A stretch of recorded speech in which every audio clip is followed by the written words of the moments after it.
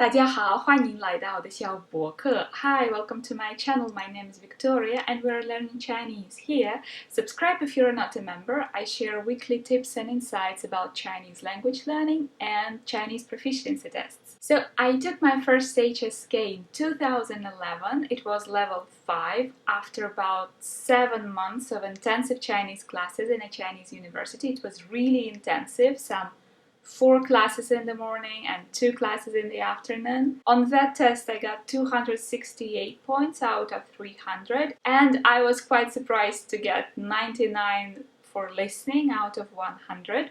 Then I got back home and returned to my non-Chinese studies and didn't touch Chinese for a long time. And then in 2013 I went back to China. I spent another some 4 or 5 months preparing for HSK 6 and I scored 235 points out of 300 on my HSK, which allowed me to enter a university of my choice in China.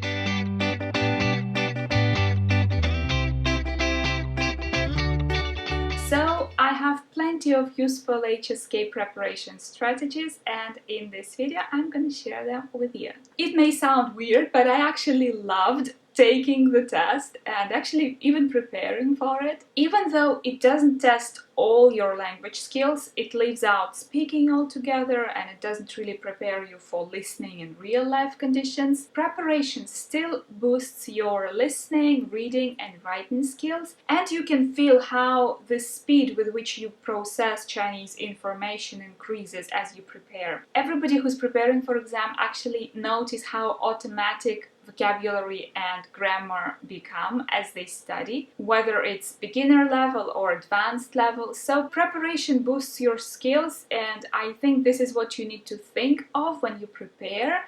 Then it kind of stops being so painful. Okay, what is the best way to prepare for the test? First of all, make sure you find out everything about the level for which you're preparing. The test creators went to a great length to let you know what to expect on your test, and it's actually pretty rare because not all proficiency tests publish vocabulary which you should expect on that level. So make good use of that, get the vocabulary list, get the grammar points that are expected from you on the test, get all the materials that you can, they are easily available online. Then get a set of mock tests. Several of them are downloadable from the Hanban website, from the official HSK authority, and you can get a book with some 8, 10 or dozen mock tests for your level. Work through one test before you start your actual preparation. This way you understand how difficult for you the exam is or maybe how easy it is for you. And you get to know which aspect you need to focus on. Maybe listening is pretty easy because you've listened a lot in your previous classes and you just need to know the format, but reading maybe is a little bit more complicated, yeah? Maybe it's vice versa. So work through one mock test, see what is expected of you. This way you can save precious time and devote more time to the aspect which actually needs improvement. I don't think there are many people who take HSK 1 and 2. Most people start from level 3 because that is the lowest level that you need for a for some studying program in China. But levels 1 and 2 have the maximum of 200 points and you need to get 120 to get a pass. And starting from level 3 and up, you're required at least 180 points out of 300 maximum, which is actually a pretty low bar if you think of it. You need to get just a little bit more than half of the questions right. There are no scores like A, B, C on the test. It's either fail or pass.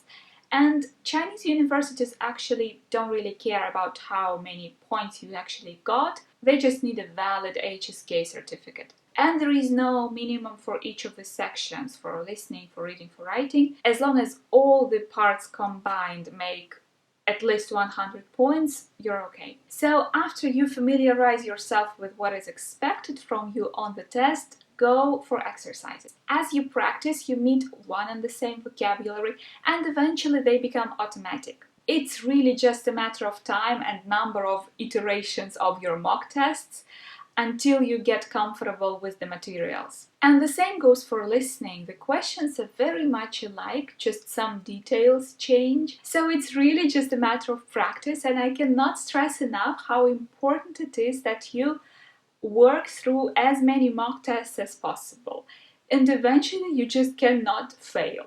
Okay, the next thing is work through your mock tests with a timing. Set the required time for reading part, for writing part, because you might be surprised how faster you need to be. In levels 5 and 6, for example, sometimes there is just not enough time to read the text first and then go to the questions.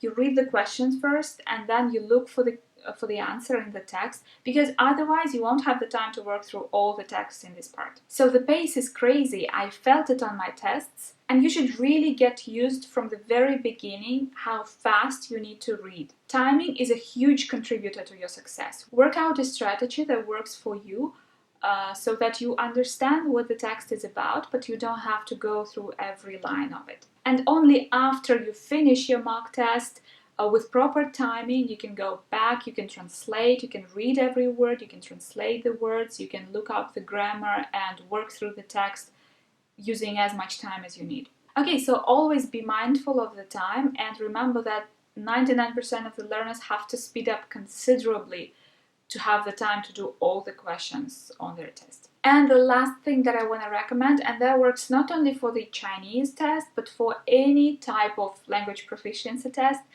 read the listening questions before the recording starts. Sometimes you can understand what the dialogue, what the recording, what the story is going to be about just by looking through the questions. It helps you tune in the situation before you hear the very first words. If you start listening without looking at the questions, it's extremely stressful and you don't need that additional stress on your listening. Also, as you practice, you may want to try taking notes about the details like colors, numbers, and dates. Such things are usually easy to understand as you listen, but equally easy to forget once you start answering these questions. So just quickly jot down these details in pinyin, but make sure that it doesn't hinder your understanding of whatever is coming next. So all in all, I normally work through 2 or 3 mock test books before I take my test, and I'm pretty confident that with due practice, HSK is not a difficult test. It's a very learnable test, a very practicable test. And it's a very logical test. It doesn't trick you into choosing a wrong answer like they do on English tests. I do know people whose overall Chinese level does not really correspond to the HSK level that they hold, but they practiced and they got the level they wanted and got into the universities of their choice with scholarships. So HSK is really the case when practice makes perfect, and this proverb works like 100% of the time. Okay, comment below when you're planning to take your HSK, what level you're planning to take. Good luck with your preparation, and 谢谢大家耐心观看，下次再见，拜拜。